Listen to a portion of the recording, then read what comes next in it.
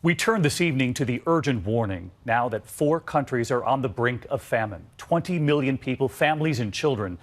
Tonight, right here, we're with the doctors who are in a race against time as we travel with the American woman who runs Save the Children. You're about to see what we witnessed in Somaliland, an autonomous region in northern Somalia, as millions now face starvation across the Horn of Africa. We set out to reach some of the most remote villages in Somaliland. There's an urgent crisis unfolding largely unnoticed by the rest of the world. Families and children at risk of starvation. In the first village, Harishef, the line begins early in the morning. They know the trucks are coming. How many hours away? That would be like 2 hours, close to 2 hours drive, yes. To get from the nearest water site? Yes.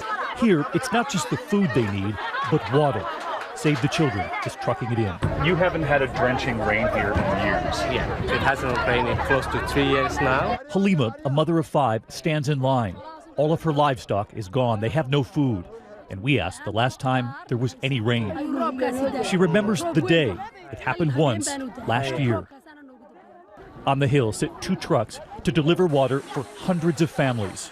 If you look over my shoulder here, you'll actually see that this is what it's like as these families come here every single day to get water. We witness a rush of families trying to get to the hoses that will give them enough water to last just a couple of days. We journey from west to east. 70% of the livestock, the farm animals, have died. It's really everywhere you look. This mother is among the many forced to move closer to a village, hoping for food. She had 200 goats. There are just 10 left, and this is now her home. She shows us where she sleeps with her children. 5 sleep here. Her days are spent worrying about food. She worries every day. Yeah, she's the mother and the father. Yeah. As we journey deeper into the desert, we see evidence starvation has set in.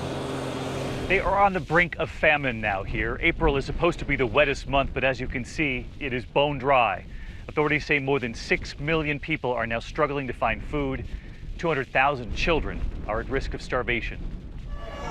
Our first hospital, and we see the urgent effort to keep the children alive. The little boy being weighed, his eyes filled with fear. And then there was Hamda. She's nearly 2 years old. She's been here 18 days and still weighs just 11 pounds, half of what she's supposed to. The hunger breaking her immune system. She now has pneumonia. The nurse tells us Hamda was so weak, they feared she wouldn't survive another 10 minutes. More than 100 miles away, we arrive at a hospital in Barao, where we're told there aren't enough beds. The moment we walk in, we see it. This little girl is 2 years old, her eyes hollowed. Dr. Yusuf Ali is on the front lines. These are the lucky ones who reach the hospital, but there are so many kids that do not make to the hospital. He tells us many children have already died. You believe you're on the verge of famine? That's what I believe. That's what I believe. You're seeing it? We're seeing it. It's here. I don't need a witness to prove it, because you can see these patients all over here who are malnourished. Most of the kids do not make to the hospital. Even this boy, who is now here, is still losing weight.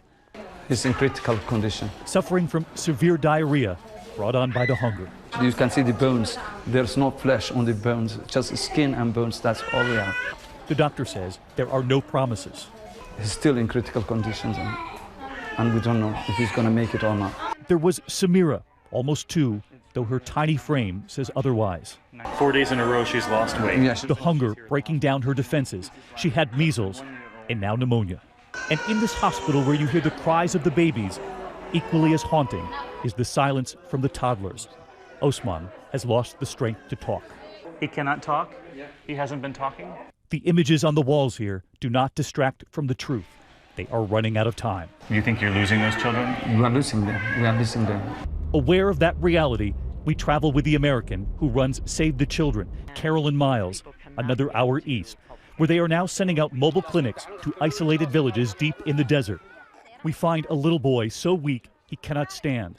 They put a band on his arm, the red, signaling severe malnutrition. You'll bring him to a hospital. It's one of the worst crises that we've seen since World War II. Are you concerned the world does not recognize what's happening here? You know, I don't think the world's really woken up to this disaster at this point. They haven't really realized what's happening. The possibility of 4 famines at once. The possibility of 4 famines at once. As the children are weighed, parents here are given Plumpy-Nut, the packet of nutrients that in the early stages can bring a child back. Where are you? Where are you? And in a brief escape, we see the smiles here when we show some of the children their own faces in our phone. A rare moment of joy in a region crushed by hunger. That boy with the band now sent off for emergency care. The next wave of children right behind him. So many of you have already been tweeting me, writing to us on Facebook, asking how you can help. Save the Children points out that Plumpy-Nut you saw there in the report, that peanut butter and nutrients costs about 50 cents. $10 would feed a child for more than a week. You can learn much more on the World News Tonight Facebook page.